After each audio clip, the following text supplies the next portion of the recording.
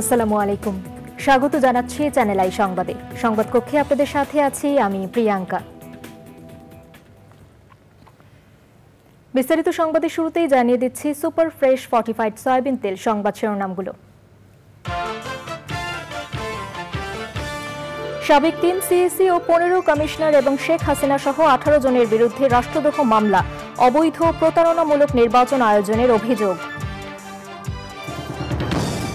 জননিরাপত্তা ও আইন শৃঙ্খলা নিশ্চিতেই সেনাবাহিনীকে ম্যাজিস্ট্রেসি ক্ষমতা দেয়া হয়েছে বললেন জনপ্রশাসন সচিব। অন্য বাহিনীর সঙ্গে দ্বন্দ্ব হবে না মন্তব্য।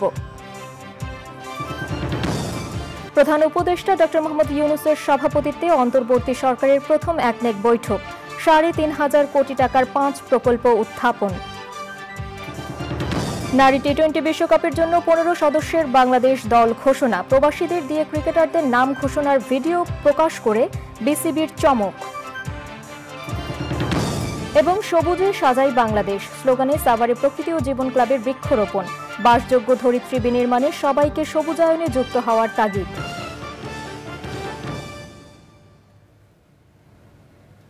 সংবাদ শিরোনামগুলো জানাচ্ছিলাম। এখনকার সংবাদ আয়োজন একই সঙ্গে চ্যানেল আই এর ইউটিউব চ্যানেলে এবং চ্যানেল আই এর ওটিটি প্ল্যাটফর্ম আই স্ক্রিনে লাইভ স্ট্রিম হচ্ছে।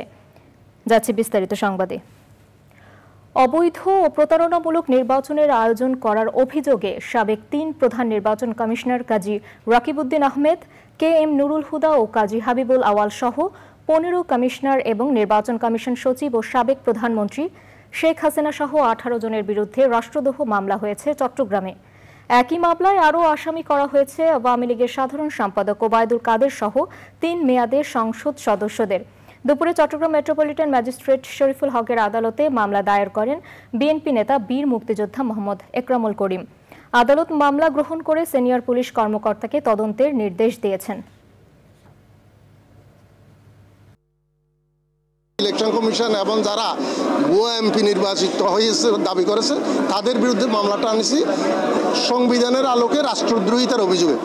তারা 3টা নির্বাচন করেছে বাংলাদেশের জনগণকে বাইরে রেখে, এবং কতগুলো ভুয়া ব্যক্তিকে এমপি হিসাবে ডিক্লেয়ার করেছে। আমরা বলেছি এটা রাষ্ট্রদ্রোহিতার অপরাধ ওনারা করেছেন, এবং যারা এসব এই নির্বাচিত বলে দাবি করেছেন তারা করেছেন। 2014, 2018, 2024-এ একটা ফ্রড অ্যাক্টের প্রতারণামূলক নির্বাচন ফেস করেছি। আমি বা আমাদের দেশবাসী নির্বাচনে অংশগ্রহণ করতে পারে নাই। একজন নাগরিক, সিনিয়র নাগরিক হিসাবে আমি মনে করেছি এটি সংবিধান যারা রক্ষণ করার কথা তারা সংবিধান ভঙ্গ করেছে, ভঙ্গ করে রাষ্ট্রদ্রোহী মামলা অপরাধ করেছে। তো কাজেই আমি একজন নাগরিক হিসাবে এই ব্যাপারটা আদালতে এনেছি। অন্তর্বর্তী সরকারের প্রথম জাতীয় অর্থনৈতিক পরিষদের নির্বাহী কমিটি একনেক বৈঠক অনুষ্ঠিত হল। প্রধান উপদেষ্টা ডক্টর মোহাম্মদ ইউনূসের সভাপতিত্বে প্রধান উপদেষ্টার কার্যালয়ে বৈঠকে উপদেষ্টা পরিষদের সদস্য এবং সংশ্লিষ্ট মন্ত্রণালয় ও বিভাগের কর্মকর্তারা উপস্থিত ছিলেন। একনেকে অনুমোদনের জন্য 5টি প্রকল্প উত্থাপিত হয় বলে জানা গেছে। প্রকল্পগুলোর সম্ভাব্য ব্যয় ধরা হয়েছে ৩,৪৫৫ কোটি টাকা। এর মধ্যে 3টি সংশোধিত এবং 2টি নতুন প্রকল্প রয়েছে। বিকেল 3টায় পরিকল্পনা কমিশনের শিক্ষা ও পরিকল্পনা উপদেষ্টা ডক্টর ওয়াহিউদ্দিন মাহমুদ সংবাদ সম্মেলনে একনেক বৈঠকের বিস্তারিত তুলে ধরবেন।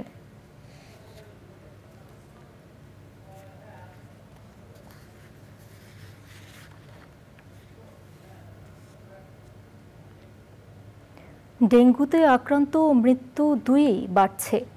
স্বাস্থ্য অধিদপ্তরের তথ্য অনুযায়ী চলতি মাসের প্রথম 17 দিনেই ডেঙ্গুতে আক্রান্ত হয়ে 30 জনের মৃত্যু হয়েছে। জ্বর আমলে না নেওয়াতেই মৃত্যু বাড়ছে বলে জানিয়েছেন চিকিৎসকরা। প্রচলিত কিটে 4টি ধরন শনাক্ত না হওয়ায় ডেঙ্গু পরীক্ষায় ফসল নেগেটিভ ফলাফল ফলস নেগেটিভ ফলাফল আসছে। এতে জটিলতায় পড়ছেন আক্রান্তরা। জান্নাতুল বাকিয়া, কেকার রিপোর্ট। চলতি মৌসুমে ডেঙ্গুর প্রকোপ শুরু হয়েছিল গত জুলাই মাসে। এই মাসে ডেঙ্গুতে আক্রান্ত হয়েছিল ২৫০০-এর বেশি মানুষ। স্বাস্থ্য অধিদপ্তরের health emergency operation centre and control রুমের পরিসংখ্যান অনুযায়ী জুলাইতে ডেঙ্গুতে মৃত্যু হয়েছিল ১২ জনের। আগস্টে ডেঙ্গু জ্বরের প্রকোপ আরও বেড়ে যায়। এ মাসে ৬৫০০-এর বেশি আক্রান্ত ও ২৭ জনের মৃত্যু হয়েছে। আর চলতি মাসে ডেঙ্গুতে আক্রান্ত হয়েছে ৭৩০০-র বেশি মানুষ। চিকিৎসকরা বলছেন, তৃতীয় বা চতুর্থ দিনে জ্বর কমলেও জটিলতার বিষয়টি আমলে না নেওয়ায় ডেঙ্গু শকজনিত জটিলতায় পড়েন আক্রান্তরা। প্রথম হঠাৎ করে শরীর ব্যথা, পরে জ্বর, তারপর পরীক্ষা করে দেখলাম যে ডেঙ্গু পজিটিভ।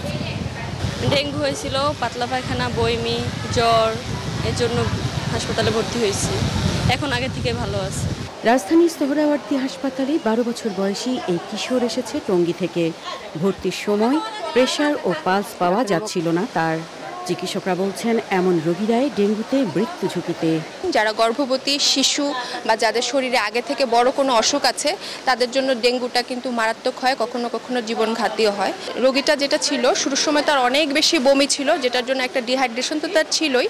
পরবর্তীতে ডেঙ্গুর জটিলতা হিসেবে তার বুকে পানি এসেছে, পেটে পানি এসেছে এবং তার ব্লাড প্রেশার নেমে গিয়েছিল, যেটাকে আমরা বলি ডেঙ্গু শক সিনড্রোম। চিকিৎসকরা বলছেন, ডেঙ্গু পরীক্ষায় নেগেটিভ ফলাফল আসলেও রক্তের সিবিসি ও হেমাটোকিট পরীক্ষা ও অন্যান্য উপসর্গ দেখতে হবে। শকে আসার একটা অন্যতম কারণ হচ্ছে অনেকগুলো পেশেন্ট ইনিশিয়ালি যে টেস্ট করে ওগুলো নেগেটিভ পাচ্ছে। নেগেটিভ পাওয়ার জন্য প্রথমে তাদের কাছে একটা ফলস ইমপ্রেশন হচ্ছে এটা ডেঙ্গু না। ইনিশিয়াল টেস্টে আমরা নেগেটিভ পাচ্ছি, NS1 নেগেটিভ। NS1 নেগেটিভ হওয়ার একটা সবচেয়ে বড় কারণ আমরা যেটা বলি যে আমরা যে টেস্ট কিটগুলো ব্যবহার করি এই আমরা যে ডায়াগনোসিস করার জন্য, এই টেস্টগুলো কিন্তু 4টা সেরোটাইপের জন্য সমান সেন্সিটিভ না। তাহলে আমার যদি আপনি ধরেন 80% রোগী যদি সেরোটাইপ 2 হয় এবং এই যে আমরা যে কিট দিয়ে যে আমরা NS1 করি 70%-এর পর্যন্ত সেন্সিটিভ, 30% পেশেন্টের নেগেটিভ শো করে সেরোটাইপ 2-তে। আবার সেরোটাইপ 4-এ 50% পেশেন্টে আমাদের নেগেটিভ আসে। তাহলে এই দুইটা সেরোটাইপে সবচেয়ে বেশি নেগেটিভ আসে আমাদের কিটে। মানে আমার ডেঙ্গু হওয়ার পরও এই আমাদের কিন্তু এই সেরোটাইপ 2 এবং সেরোটাইপ 4 সবচেয়ে কম আমাদের পজিটিভ আসে এটাতে। ডেঙ্গু জ্বরের ঊর্ধ্বমুখী প্রকোপের এই সময়েই জ্বর হলে অবহেলা না করার পরামর্শ চিকিৎসকদের। জান্নাতুল বাকিয়া, কেকা, চ্যানেল আই, ঢাকা। জননিরাপত্তা ও আইনশৃঙ্খলা পরিস্থিতি নিশ্চিত করতে সেনাবাহিনীকে ম্যাজিস্ট্রেসি ক্ষমতা দেওয়া হয়েছে বলে জানিয়েছে জনপ্রশাসন সচিব ডক্টর মোহাম্মদ মোখলেসুর রহমান। সেনাবাহিনীকে ম্যাজিস্ট্রেসি ক্ষমতা দেওয়ার কারণে অন্য কোনো বাহিনীর সাথে দ্বন্দ্ব তৈরি করবে না বলে জানান তিনি। বিস্তারিত জানাচ্ছেন রফিকুল বাশার। অন্তর্বর্তী সরকার ক্ষমতা গ্রহণের পর দেশে বিশৃঙ্খলা দূর করা, রাস্তায় শৃঙ্খলা ফিরিয়ে আনা ও চুরি ডাকাতি রাহাজানি বন্ধের সুপারিশ করে আসছিলেন অনেকেই। সনাতন ধর্মাবলম্বীদের উপাসনালয়, বসতবাড়িতে ভাঙচুর এবং মাজারে হামলার ঘটনাও আলোচনায় আসে। এমন অবস্থায় পুলিশের মনোবল এখনও পুরোপুরি ফিরে আসেনি বলে মন্তব্য করেন উপদেষ্টাদের কেউ কেউ। এই প্রেক্ষাপটে জননিরাপত্তা ও আইন শৃঙ্খলা নিশ্চিত করতে সেনাবাহিনীকে ম্যাজিস্ট্রেসি ক্ষমতা দিল সরকার। এবং রাষ্ট্র যখন মনে করে জনগণের স্বার্থে রাষ্ট্রীয় প্রয়োজনের দরকার, তখন এই ধরনের আদেশ দিতে হয়। এটা প্রসিডিউর আছে, অনেকগুলো হাত হয়ে শেষ পর্যন্ত আদেশটা জারি করতে হয় জনপ্রশাসন মন্ত্রণালয়। It is the procedure of the law of the system of the government. Magistracy ক্ষমতা বলে আইন অনুযায়ী সেনা কর্মকর্তারা সমন জারি, গ্রেফতারি পরোয়ানা, তল্লাশি পরোয়ানা, অভিযুক্তের সম্পত্তি ক্রোক করা, মামলার তদন্ত ও বিচার করতে পারবে। একটা এমন মব হয়ে গেল, ডিসপাস করার জন্য ম্যাজিস্ট্রেটের জন্য অপেক্ষা করা যাচ্ছে না। Like this, to be frank, most of the related to law and order. এবং ল অ্যান্ড অর্ডার শব্দটা এত ওয়াইড, এটার মধ্যে আপনারা বোঝেন কি কি বিষয় ইমপ্লাই। জনগণের আস্থা অর্জনে সেনাবাহিনী মাটি থেকে জনপ্রশাসন সহ অন্য আইন শৃঙ্খলা বাহিনীর সাথে সমন্বয় করে কাজ করবে বলে জানিয়েছেন জনপ্রশাসন সচিব। Rafiqul Bashar, channel I, Dhaka. স্বরাষ্ট্র উপদেষ্টা অবসরপ্রাপ্ত লেফটেন্যান্ট জেনারেল মোহাম্মদ জাহাঙ্গীর আলম চৌধুরী বলেছেন, যেসব পুলিশ সদস্য এখনও কাজে যোগদান করেননি তাদের আর যোগদান করতে দেয়া হবে না, তাদের বিরুদ্ধে ডিসিপ্লিনারি অ্যাকশন নেওয়া হবে। বুধবার সকালে গাজীপুরের কালিয়াকৈরে বাংলাদেশ আনসার ও গ্রাম প্রতিরক্ষা বাহিনীর 40তম বিসিএস ক্যাডার কর্মকর্তা ও 25তম ব্যাচ সিপাহীদের প্রশিক্ষণ সমাপনী কুচকাওয়াজ শেষে সাংবাদিকদের প্রশ্নের জবাবে এসব কথা বলেন তিনি। স্বরাষ্ট্র উপদেষ্টা বলেন, সাধারণ মানুষের সুবিধাভোগের জন্যই সেনাবাহিনীকে ম্যাজিস্ট্রেসি ক্ষমতা দেয়া হয়েছে। এর সুফল বাংলাদেশের জনগণই ভোগ করবে। এই ম্যাজিস্ট্রেট পাওয়ার দেওয়া হয়েছে জনগণের সুবিধার্থে। যেহেতু আপনারা দেখছেন সেনাবাহিনী অনেক দিন যাবতেই কিন্তু মাঠে আছে, মানে তাদের তো একটা ক্ষমতার ভিতরে কাজ করতে হবে, প্লাস আমাদের অন্যান্য বাহিনী তো কিছু স্বল্পতা রয়ে গেছে, এটা পূরণ করার জন্য তো সেনাবাহিনী আমরা আনিছি। যেমন এই যে ম্যাজিস্ট্রেট পাওয়ারটা, এইটার সুবিধাটা ভোগ করবে বাংলার জনগণ। সাবেক লেফটেন্যান্ট জেনারেল চৌধুরী হাসান সারওয়ার্দী বলেছেন, মুক্তিযুদ্ধের চেতনার কথা বলে বাংলাদেশ সেনাবাহিনীতে বিভক্ত এনে নিজের ক্ষমতাকে দীর্ঘায়িত করতে চেয়েছিলেন শেখ হাসিনা। বলেছেন, কিছু উচ্চাভিলাষী সেনা অফিসারকে ব্যবসা ও অবৈধ আয়ের সুযোগ দিয়ে ফ্যাসিবাদকে দীর্ঘায়িত করেছিল হাসিনা সরকার। তবে সেনাবাহিনীর জুনিয়র ও মধ্যম সারির অফিসারদের সাহসিকতা ও দেশপ্রেমের কারণে শেষ পর্যন্ত ফ্যাসিবাদ বিদায় নিয়েছে বলে পর্যবেক্ষণ তার। মাসরুর শাকিলের রিপোর্ট। বাংলাদেশ সেনাবাহিনীর সাবেক লেফটেন্যান্ট জেনারেল চৌধুরী হাসান সারওয়ার্দী একসময় প্রধানমন্ত্রী শেখ হাসিনার বিশেষ নিরাপত্তা বাহিনী এসএসএফ-এর প্রধান ছিলেন। 2013-তে ছিলেন 9 ডিভিশনের জিওসি। 2018 সালে অবসর গ্রহণের পর সে সময়ের ক্ষমতাসীন সরকারের বিরুদ্ধে সেনাবাহিনীকে প্রতিষ্ঠান হিসেবে দুর্বল করে ফ্যাসিবাদ কায়েমের অভিযোগ তুলেছিলেন। একই সঙ্গে সে সময় শেখ হাসিনার পদত্যাগ দাবি করে হয়েছিলেন বিরাগভাজন। শেখ হাসিনা যখনই সেনানিবাসে এসে তথাকথিত আমাদের যে পদোন্নতি বোর্ডগুলো হতো, সেগুলোতে কিন্তু উনি সরাসরি বলতেন, আমি স্বাধীনতার সপক্ষের শক্তিকে পদোন্নতি দিব। স্বাধীনতার চেতনার যে ধোঁয়াটা, এটাতে এখন অফিসারদের মনের মধ্যে একটা সবসময় ভয়, শঙ্কা, ভীতি, কি করে এই আওয়ামী লীগ বা শেখ হাসিনার প্রতি অনুগত এবং এই সরকারের অনুগত এটা প্রমাণ করব। এটা প্রমাণের জন্য তারা তাদের নিকটস্থ অফিসার, বিভিন্ন আওয়ামী লীগের নেতা, এমপি, মন্ত্রী, আত্মীয় স্বজন, এদের সাথে সম্পর্ক সৃষ্টি করা শুরু করে। এক পর্যায়ে সেটা এমন পর্যায়ে যায় যে টাকা পয়সার লেনদেনে পর্যন্ত চলে যায়। দেশপ্রেমিক সেনাবাহিনীর নৈতিক মনোবল ভেঙে দিতে শেখ হাসিনা কিছু অফিসারকে দুর্নীতিগ্রস্ত করার কৌশল নিয়েছিলেন বলে জানান সাবেক এই সেনা কর্মকর্তা। বিভিন্ন ধরনের জাতীয় উন্নয়নমূলক প্রজেক্ট হস্তান্তর করলেন, ক্রমান্বয়ে এটা বৃদ্ধি পেতে থাকল। এটার মূল চালক হলেন কিন্তু পর্দার অন্তরাল থেকে তারেক সিদ্দিকী, আর বাহিনী প্রধান সহ অন্যান্য যারা এটার সাথে ছিল সিনিয়র অফিসারেরা, তারা জানতো যে এই অর্থগুলো ভাগ হবে এই প্রজেক্টের।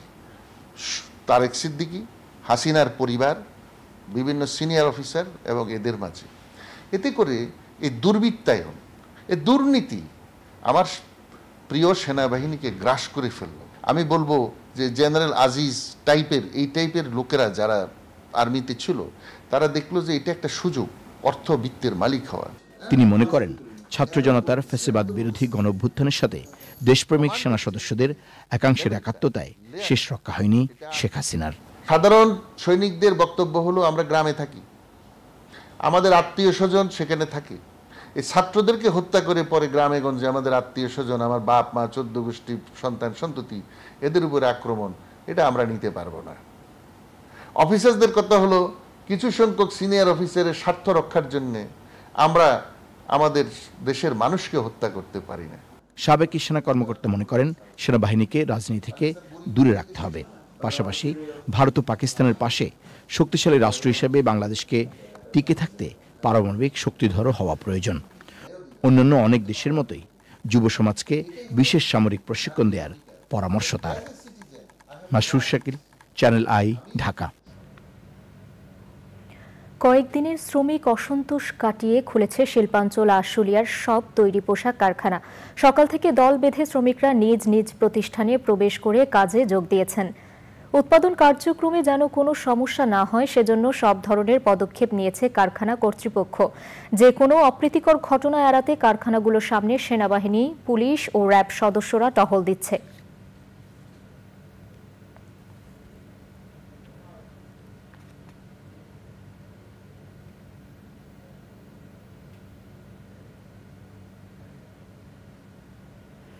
আইসিসি ওমেন্স টি-20 বিশ্বকাপ ক্রিকেটের জন্য 15 সদস্যের চূড়ান্ত দল ঘোষণায় দারুণ এক চমক দেখিয়েছে বাংলাদেশ ক্রিকেট বোর্ড বিসিবির অফিসিয়াল ফেসবুক পেজে 15 সদস্যের টাইগ্রেস স্কোয়াড প্রকাশ করা হয়েছে।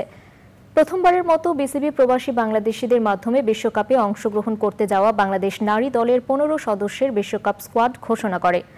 বিসিবির উইমেন্স উইংসের হেড হাবিবুল বাশারের সূচনা বক্তব্যের পর 10 দেশে বসবাস করা 10 প্রবাসী বাংলাদেশি 15 জন ক্রিকেটারের নাম ঘোষণা করেন। ভিডিওতে থাকা বাংলাদেশের পুরুষ দলের অধিনায়ক নাজমুল হোসেন নিগার ও তার দলকে বিশ্বকাপের শুভকামনা জানিয়েছেন। শ্রীলঙ্কা সফরে বাংলাদেশ এ দলের হয়ে চমৎকার পারফর্ম করা 26 বছর বয়সী ব্যাটার তাজ নিহার প্রথমবার জাতীয় দলে ডাক পেয়েছেন। সংযুক্ত আরব আমিরাতে 3রা অক্টোবর টি-20 বিশ্বকাপের উদ্বোধনী ম্যাচে স্কটল্যান্ডের মুখোমুখি হবে বাংলাদেশ।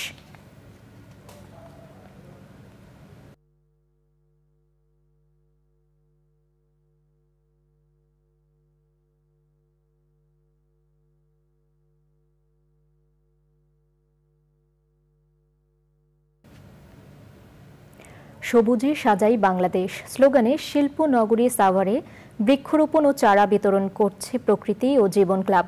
দূষণ নিয়ন্ত্রণ ও বাস্তুতন্ত্র রক্ষায় এমন কার্যক্রম গুরুত্বপূর্ণ ভূমিকা রাখবে বলে মত সচেতন মহলের।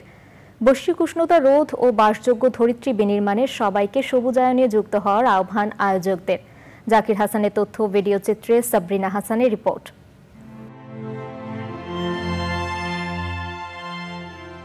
কার্বন নিঃসরণের ঝুঁকি ও ক্ষতিকর প্রভাব মোকাবেলায় দেশে সবুজ বেষ্টনী গড়ে তোলার বিকল্প নেই। এরই অংশ হিসেবে প্রতি বছর সারা দেশে বৃক্ষরোপণ করে আসছে প্রকৃতি ও জীবন ক্লাব। সবুজে সাজাই বাংলাদেশ এই প্রতিপাদ্যে চলছে বৃক্ষরোপণ কর্মসূচি। এরই অংশ হিসেবে সাভারের আশুলিয়ায় প্রকৃতি ও জীবন ক্লাবের উদ্যোগে বৃক্ষরোপণ কর্মসূচি পালন করা হচ্ছে। গাছ আমাদের পরিবেশের ভারসাম্য রক্ষা করে এবং জীববৈচিত্র্য সংরক্ষণে ভূমিকা রাখে। এছাড়া গাছ মাটির ক্ষয় রোধ করে এবং বন্যা প্রতিরোধে সহায়ক ভূমিকা পালন করে। বাংলাদেশের সাম্প্রতিক বন্যা পরবর্তী সময়ে এ ধরনের কর্মসূচি আরও বৃদ্ধি করা প্রয়োজন। কারণ এই যে বন্যা হলো, এই বন্যাতে কিন্তু প্রচুর গাছের ক্ষতি হয়েছে এবং যার কারণে আমরা কিন্তু এখন আরও বেশি করে বৃক্ষরোপণ করা উচিত সেই সব অঞ্চলে যেখানে বন্যা হয়েছে। সুতরাং আসুন সবাই মিলে আমরা হাতে হাত রেখে আমরা এই কাজটিকে এগিয়ে নিয়ে যাই। আশুলিয়া শিল্পাঞ্চলের বারৈপাড়া, কবিরপুর ও ডিইপিজেড ঘেঁষা সুবন্দি গ্রামের বিভিন্ন রাস্তায় রোপণ করা হয় ফলদ, বনজ ও ভেষজ গাছের চারা। বর্তমান সময়ে পৃথিবীর যে বৈশ্বিক উষ্ণতা, এই উষ্ণতাকে ঠেকানোর জন্য আমাদের প্রত্যেকে গাছ লাগানো উচিত। এই মৌসুমে আমরা এই বৃক্ষরোপণ অভিযানটি চালিয়ে যাব। এই গাছটা লাগাইছে যে মাটিটা ধরে রাখবো আর প্রতীকী রক্ষা হবে। গাছ লাগানো এটার জন্য আমাদের অনেক আনন্দ এবং খুশি ব্যাপার। পরিবেশের ভারসাম্য রক্ষা করার জন্য এই গাছগুলো লাগানো হয়েছে এবং সৌন্দর্যও দেখা যাবে যে পরিবেশটা খুব সৌন্দর্য। এমন উদ্যোগে শিল্পায়নের দূষণে ধুঁকতে থাকা সাভার অঞ্চলের পরিবেশ পুনরুদ্ধারে গতিশীলতার আশা প্রশাসনের। যে গাছগুলো লাগানো হচ্ছে আমরা সেটাকে স্বাগত জানাই এবং এটা পরিচর্যা নিশ্চিত করতে চাই। এক্ষেত্রে প্রকৃতি ও জীবন ক্লাব যে উদ্যোগটা নিয়েছে সেই উদ্যোগের প্রশংসা করি এবং উদ্যোক্তাদেরকে স্বাগত জানাই এরকম একটা মহতী উদ্যোগ হাতে নেওয়ার জন্য। টেকসই উন্নয়ন নিশ্চিত ও বাসযোগ্য পৃথিবী গড়তেই বিকল্প নেই বৃক্ষরোপণের। আশুলিয়া এবং সাভার একটি শিল্পোন্নত এলাকা, ইন্ডাস্ট্রিয়াল জোন, সুতরাং এখানে পরিবেশের বায়ুমণ্ডলের ক্ষতিটা বেশি হয়। সুতরাং এখানে যদি গাছ না লাগানো হয় তাহলে পরিবেশের ভারসাম্যটা রক্ষা হয় না। প্রকৃতি ও জীবন ক্লাব যে উদ্যোগটা নিয়েছে সাভার আশুলিয়ার জন্য এটি অত্যন্ত সময় উপযোগী এবং বেঁচে থাকার জন্য এটি একটি ওষুধ হিসেবে কাজ করবে। সুন্দর এবং সুস্থ প্রাকৃতিক পরিবেশ গড়ে তুলতে দেশ জুড়ে সবুজায়ন ছড়িয়ে দেওয়ার প্রত্যয় আয়োজকদের। সাবরিনা হাসান, প্রকৃতি ও জীবন ডেস্ক, চ্যানেল আই। দর্শক, এবারে বিরতি।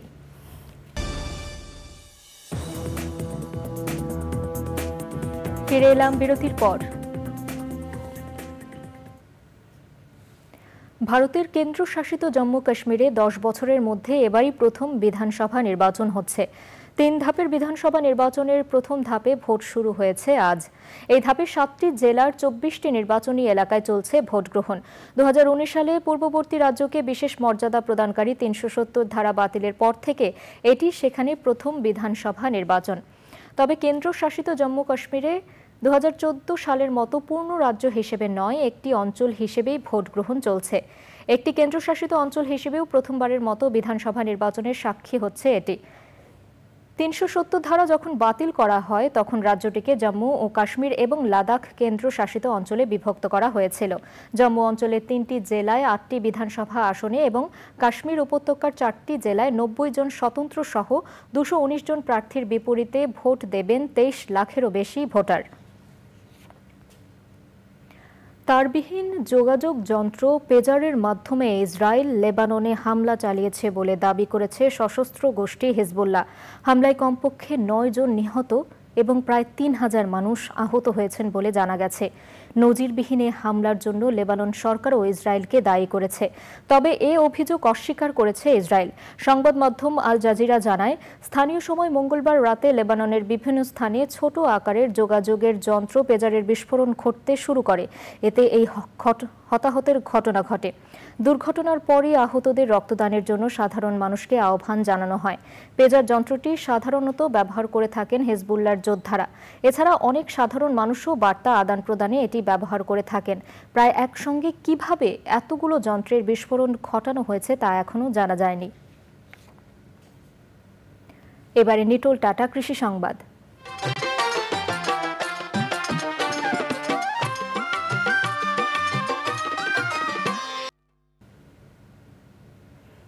চট্টগ্রামের ফটিকছড়িতে সবজি চাষের পরিবেশ বান্ধব মালচিং পদ্ধতির ব্যবহার বেড়েছে। কম খরচে অধিক উৎপাদন এবং বিষমুক্ত সবজি চাষ হওয়ায় সবজি উৎপাদনে আগ্রহী হয়ে উঠছেন কৃষক। এতে সবজি উৎপাদন আগের চেয়ে বেড়েছে বলে জানিয়েছে স্থানীয় কৃষি বিভাগ। চট্টগ্রামের ফটিকছড়ি থেকে জাহিদ হাসান শাকিলের পাঠানো তথ্য, ভিডিও চিত্রে রিয়াজ ইসলামের রিপোর্ট। সবজি চাষের সবচেয়ে বড় বাধা পোকামাকড় ও আগাছা। অন্যদিকে সবজি উৎপাদনে প্রয়োজন হয় পর্যাপ্ত পানি। এই দুই বিষয়কে সাশ্রয়ী করতে ফসলের মাঠে বেড়েছে মালচিং পদ্ধতির ব্যবহার। এই পদ্ধতি ব্যবহার করে প্রথমবারের মতো টমেটো চাষ করেছেন চট্টগ্রামের ফটিকছড়ির কৃষক মোহাম্মদ জাফর। মাত্র 400 জমিতে টমেটো চাষ করে পেয়েছেন দারুণ সাফল্য। এটা গ্রাফটিং করা হয়েছে, এটা বেগুন গাছের মধ্যে দেওয়া হয়েছে। টমেটো গাছটা প্রত্যেকটা গাছে গ্রাফটিং করা, কাটিং ছাড়া। এগুলো বর্ষাকালে তো কাটিং লাগাইতে হবে, কারণ বর্ষাকালে আপনার সরাসরি চারা লাগালে তো হবে না, গোড়া পছন্দ করবে বৃষ্টির জন্য। বিক্রি শুরু করছি, আজকে মাত্র বিক্রি করছিলাম প্রথম করে, আবার আজকে উঠাচ্ছি আর কি। বাড়ি 8 জাতের এই টমেটো চাষে অধিক লাভবান হওয়ায় অনুপ্রাণিত হচ্ছেন এলাকার অন্য কৃষক। আনসিজনে টমেটো করলে বাজার মূল্যটা একটু বেশি পাওয়া যায়, যার কারণে আমরা এই সিদ্ধান্তটাই নিছি যে আনসিজনে করে টমেটো ফলনটা ভালো হলে আমরা ভালো দাম পাবো। আজকা 200 কেজিরও ফুটছে, 80 টাকা 90 টাকা করে বাজার বিক্রি হচ্ছে। ক্ষেতের আগাছা দমন, মাটির আর্দ্রতা বজায় রাখা, সার ও পানির অপচয় রোধ সহ নানা সুবিধার কারণেই মালচিং পদ্ধতি কৃষকের কাছে গ্রহণযোগ্য হয়ে উঠেছে। বাড়ছে সবজি আবাদের এলাকাও। গ্রীষ্মকালীন টমেটোটা আমাদের ফটিকছড়ি এবং চট্টগ্রাম জেলায় ছিল না আগে। গত বছর আমরা এখানে ইকবালের মাধ্যমে শুরু করছি ফটিকছড়ি দাঁতমারা ইউনিয়নে। উনি ব্যাপক সফল হয়েছিল। এক কানি জমিতে প্রায় উনি 8 থেকে 9 লক্ষ টাকা লাভবান হয়েছিল। চলতি বছরই ফটিকছড়ি উপজেলায় প্রায় 370 একর জমিতে মালচিং পদ্ধতি ব্যবহার হচ্ছে, যা অন্য যে কোনো বছরের থেকে বেশি। রিয়াজ ইসলাম, চ্যানেল আই। এবারে প্রকৃতি সংবাদ।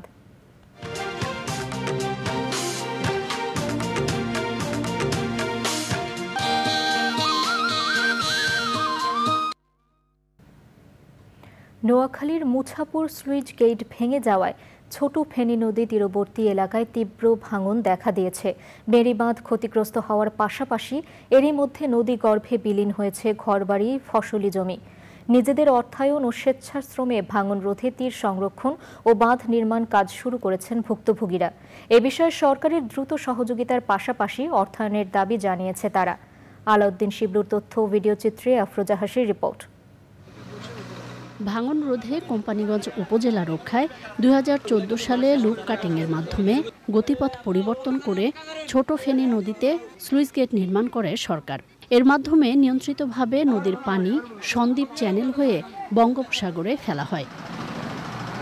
তবে সম্প্রতি আগস্টের ভয়াবহ বন্যায় পানির তীব্র চাপে মোছাপুর স্লুইস গেট ভেঙে যাওয়ার পর নদীতে আবারও জোয়ার ভাটা শুরু হয়, আর এতে তীব্র ভাঙন দেখা দেয়। এভাবে যদি ভাঙতে থাকে তাহলে আমাদের মূল সড়ক চলে যাবে। ভারতের বন্যার পানির কবলে আমাদের এই মুসাপুর রেগুলেটর বাড়তি চাপের কারণে আমাদের এটা ভেঙে যায়। ইমিডিয়েটলি আমাদের এই মুসাপুর রেগুলেটর সহ আমাদের স্থায়ী বেড়িবাঁধ নির্মাণের উদাত্ত আহ্বান জানাই। আমাদের ধান ক্ষেত, পান ক্ষেত, যত ফসলি জমি আছে সবগুলো নষ্ট করে ফেলাইতেছে আমাদেরকে। আমরা বিষম আকারে ক্ষতির মুখে পড়ে যামগই। অস্তিত্ব টিকিয়ে রাখতে নিজেদের অর্থায়ন এবং স্বেচ্ছাশ্রমে নদী তীর সংরক্ষণ ও বেড়িবাঁধ নির্মাণে উদ্যোগ নিয়েছে এলাকাবাসী। ভাঙা হয়েছে এই পর্যন্ত প্রায় 10,000 জিও ব্যাগ প্রয়োজন, এরপরে জাউ গাছের প্রয়োজন 10,000 বাঁশ দরকার।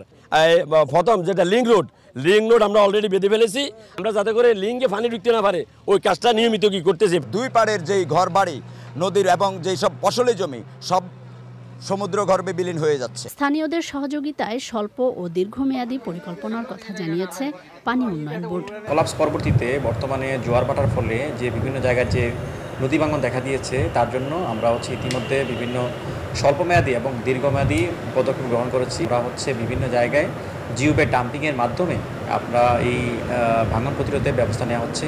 আমাদের হেডকোয়ার্টারকে একটা নোটশিট প্রেরণ করেছি যাতে একটা কারিগরি কমিটি অথবা সম্ভাব্যতা সমীক্ষার মাধ্যমে অতি দ্রুত আপনার এই রেগুলেটরটা নির্মাণ কাজ শুরু করা হবে। সমস্যার স্থায়ী সমাধানে আবারও স্লুইস গেট নির্মাণের দাবি ভুক্তভোগীদের। আফরোজা হাসি, প্রকৃতি ও জীবন ডেস্ক, চ্যানেল আই।